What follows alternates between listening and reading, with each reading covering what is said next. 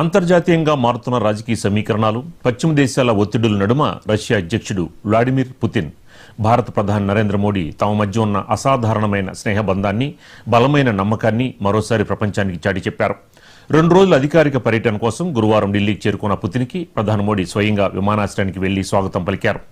ప్రోటోకాల్ని పక్కన పెట్టి మోడీ చూపిన ఈ ప్రత్యేక చొరవ ఇరు దేశాల మధ్య ఉన్న సంబంధాల లోతుకి అద్దం పట్టింది. విమానం దిగిన వెంటనే ఇరువురు నేతలు ఆత్మీయంగా ఆలింగనం చేసుకున్నారు.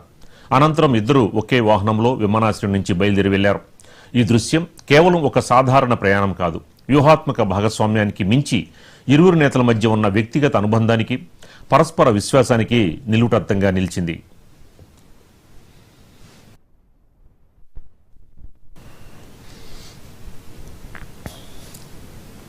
అంతర్జాతీయంగా మారుతున్న రాజకీయ సమీకరణాలు, పశ్చిమ దేశాల ఒత్తిడి నడుమ రష్యా అధ్యక్షుడు వ్లాడిమిర్ పుతిన్, భారత ప్రధాని నరేంద్ర మోడీ తమ మధ్య ఉన్న అసాధారణమైన స్నేహబంధాన్ని, బలమైన నమ్మకాన్ని మరోసారి ప్రపంచానికి చాటి చెప్పారు. ఇక ఇదే అంశానికి సంబంధించి మనకి మరింత సమాచారం మా ఢిల్లీ కరెస్పాండెంట్ శిరీష్ అందిస్తారు. శిరీష్,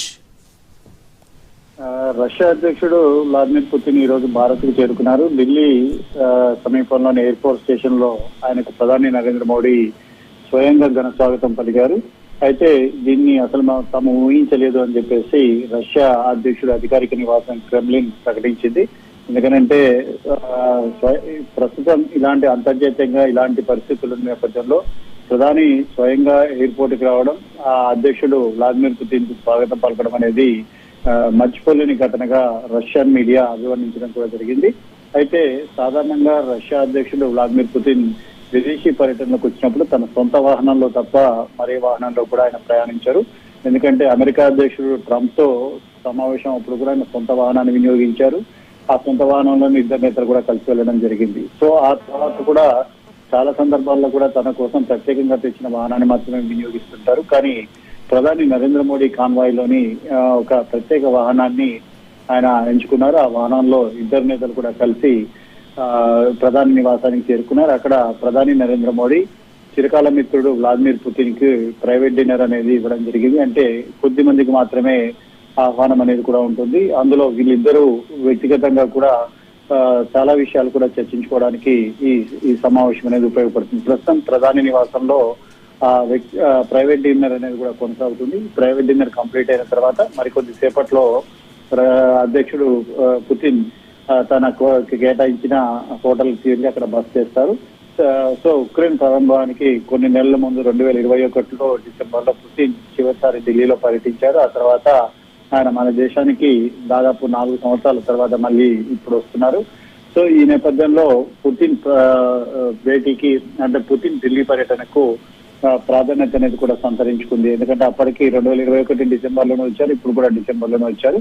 సో ఆ తర్వాత ఈయన ఉక్రెయిన్ రష్యా యుద్ధం తర్వాత రష్యా పైన అనేక ఆంక్షలన్నింటి కూడా పశ్చిమ దేశాలతో పాటు అమెరికా దేశాలు కూడా విధించాయి. రష్యా చమురు కొనుగోలు చేస్తున్న కారణంతో భారత్పై అమెరికా అదనపు సుంకాలేంటి కూడా అమలు చేస్తారు. సో ఈ నేపథ్యంలో ఇరువురు నేతలు సమావేశం కావడం ప్రాధాన్యత కూడా సంతరించుకుంది. ఇరువురు నేతలు కూడా రేపు ఇండియా రష్యాకు సంబంధించిన 23వ వార్షిక శిఖరాగ్ర సమావేశంలో పాల్గొంటారు. ఈ సందర్భంగా పలు రక్షణ, వాణిజ్య ఒప్పందాలంటి కూడా 2 దేశాల మధ్య కుదిరే అవకాశం ఉన్నట్లుగా కూడా సమాచారం. భారతదేశంతో సంబంధాలు, సహకారాన్ని మరింత పెంపొందించుకోవడానికి రష్యా ఎదురు చూస్తుందని చెప్పేసి పుతిన్ ఇప్పటికే ప్రకటించడం కూడా జరిగింది. ఎందుకంటే ఆపరేషన్ సింధూర్ తో పాటు మరికొన్ని కీలక సమయాల్లో కూడా రష్యా అనేది కూడా ఇండియాకు బాసటగా నిలవడం జరిగింది.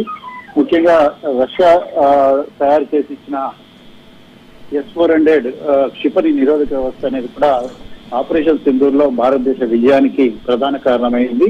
సో ఇటు పశ్చిమ దేశాలు భారతదేశానికి ఆయుధ సంపత్తి కోసం చాలా వరకు కూడా సహకారం అనేది కూడా అందించని పరిస్థితుల్లో ఇటు రష్యా సహకారం అందించడం అనేది కూడా 2 దేశాల మధ్య ఉన్న సంబంధాలను మరింత బలోపేతం చేస్తోంది. సో మొత్తం మీద కూడా ఇంధనము, పరిశ్రమలు, అంతరిక్షం తదితర అనేక రంగాల్లో కూడా ఉమ్మడి ప్రాజెక్టులంటి కూడా పూర్తి చేసేందుకు లక్ష్యంగా చర్యలంటి కూడా తీసుకుంటున్నారు. భారత్ నుంచి దిగుమతులన్నింటి కూడా మరింత పెంచుకునే అంశం పైన కూడా రష్యా చర్చించే అవకాశం కూడా ఉంది. ముఖ్యంగా రష్యా, ఇండియా ఇద్దరు కూడా కలిసి తయారు చేసిన బ్రహ్మోస్ సూపర్సోనిక్ మిసైల్ అనేది ప్రస్తుతం ప్రపంచవ్యాప్తంగా కూడా చర్చనీయాంశం అయింది. సో ఇటువంటి నేపథ్యంలో 2 దేశాలు కూడా కలిసి మరిన్ని రక్షణ రంగంలో మరిన్ని ఒప్పందాలు కుదుర్చుకోవడం ద్వారా ప్రపంచ దేశాలకు సవాల్ విసిరే అవకాశం కూడా కనపడుతుంది. ఆయుధ రంగంలో ప్లస్ అనేక రంగాల్లో కూడా భారతదేశాన్ని సొంత కాళ్ళపై నిలబడేలాగా రష్యా సహకారం అందించేందుకు ఈ పర్యటన అనేది కూడా ఉపయోగపడుతున్నట్లుగా కూడా తెలుస్తోంది.